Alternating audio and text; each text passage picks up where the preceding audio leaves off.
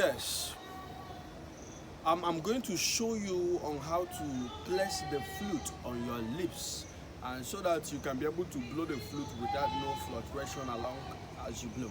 So for you to place the flute on your lips, make sure your hand, this hand, is very strong on your lips. So you do it this way.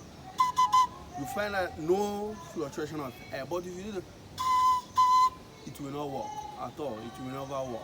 So what you will do, you place it very well.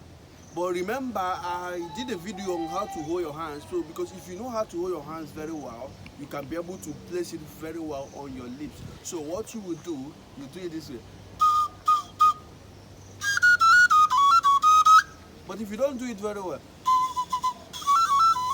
so you find out the air, you are wasting your air. You are wasting your air. So what you will do, you place it very, very well. So this is how you will do it. Please don't forget to subscribe to this channel and hit the bell button for more notifications, and also share this video.